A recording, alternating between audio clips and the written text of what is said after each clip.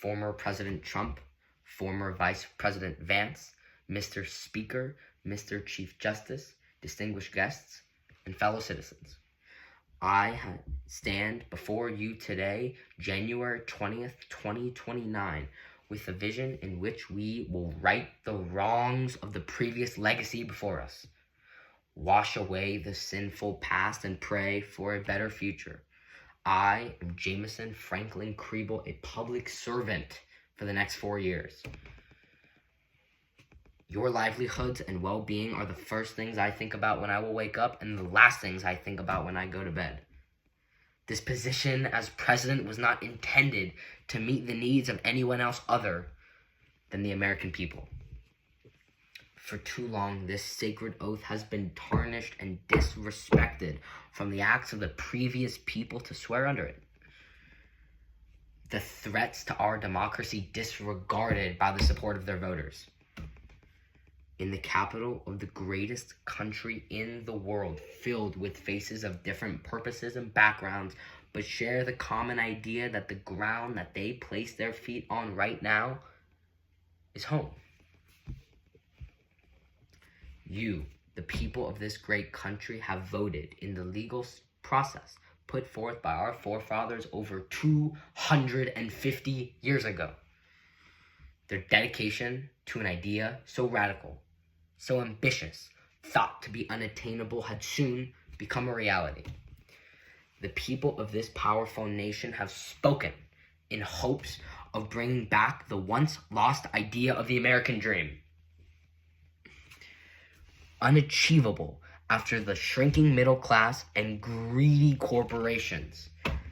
This dream was once so powerful, it connected through the lines of poverty, race, religion, and ethnicity. A dream so powerful, it fueled the passion and determination for many Americans to make a difference in this world. And for all you young, bright minds of this country at home, I say to you now that the passion will return, bigger and stronger than ever thought possible.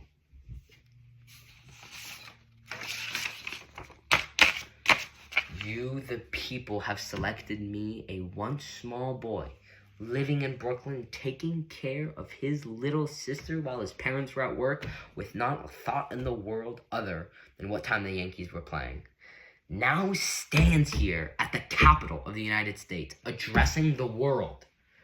And I say to you now, is that not the American dream?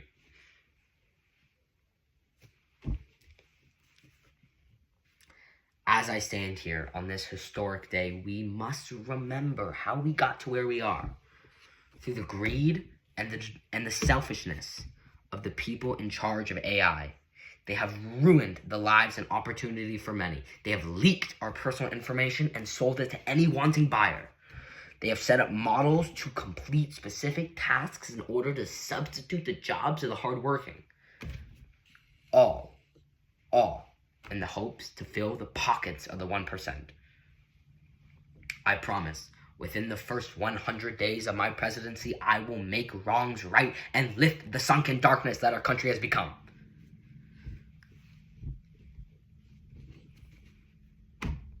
The very air we breathe and the skies above us, once symbols of purity and freedom, are now threatened by pollution. The days of sitting around hoping for a fix out of thin air while letting companies continue with their destruction of our planet is over. We must approach this problem in the same way we approach an enemy of war, with precision, focus, and the American way. This problem is not easy. I cannot guarantee a solution in the first 100 days of my presidency or even in the entirety of my presidency. But I can promise you this. In the future, we will be able to breathe the air of freedom that was now lost on us.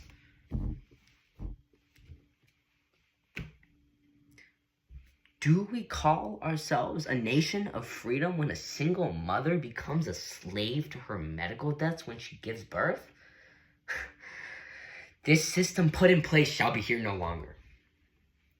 It has squeezed the pennies out of the poor and left them to dry. Health should be a given right when a citizen of a powerful nation requires it. But yet, we let the most vulnerable suffer and use them as talking points in a debate. I've spent many sleepless nights completing and finishing a plan in which the people of the United States would not have to worry about the debts of a medical bill any longer.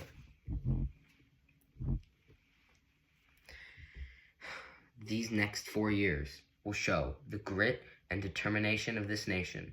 It will test the true nature of resilience, but within it, the strength needed to overcome our ability to succeed against AI, we have to step back and we have to extend our sovereignty to the Middle East.